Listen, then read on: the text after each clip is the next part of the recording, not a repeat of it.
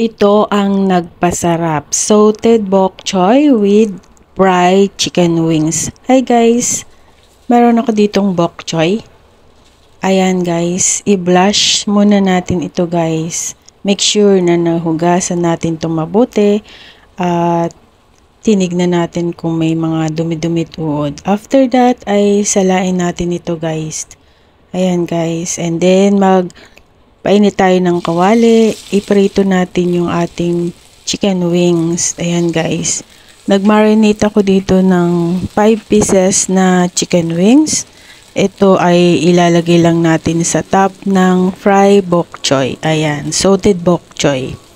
Ayan guys, ipapry natin yung ating chicken wings. Set aside, baliktarin lang po natin ito guys. After po ng naluto na-fry natin, hanguin natin sa kawali guys. At same pan, maggisa tayo ng luya. Ayan guys. At yung bawang. So after po niyan guys, ay ilagay natin yung ating bok choy. Yan. Igisa lang po natin to konti kasi ready to eat na po yan guys, na pakuluan na po natin yan. And then, lagyan po natin ng oyster sauce at little bit nor liquid and then sugar. And then, igisa lang din po natin guys. Haluin ng mabuti ang ating seasoning.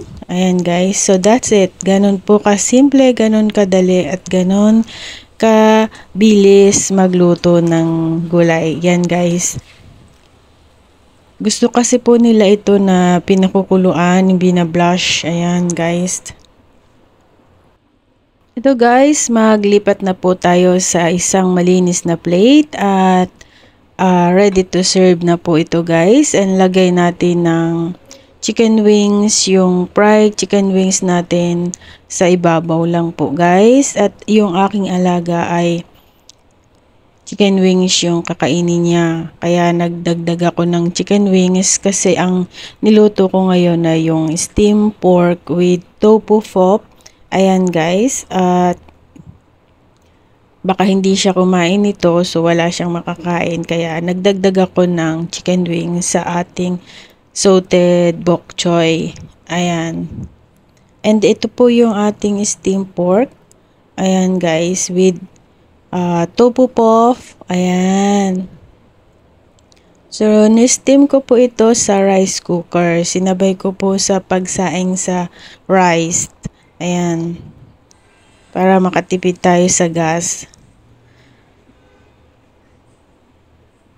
I hope you like this video. Please give me thumbs up, like, share, and comment down below. Miss Ayusin mo here. Thanks for watching everyone. See you to my next video. Ito po yung aking steamed pork.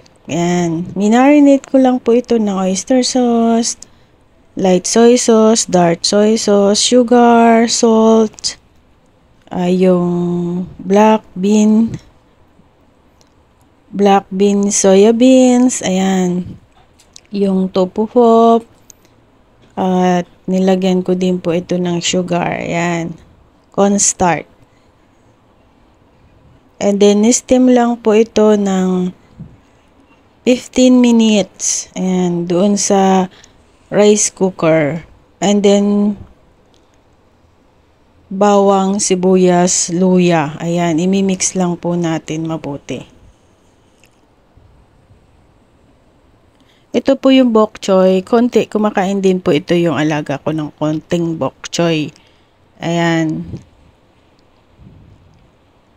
Pero actually, yung broccoli at choy sam lang talaga yung kinakain niya. Kaya po, mahirap magluto ng ibang dish.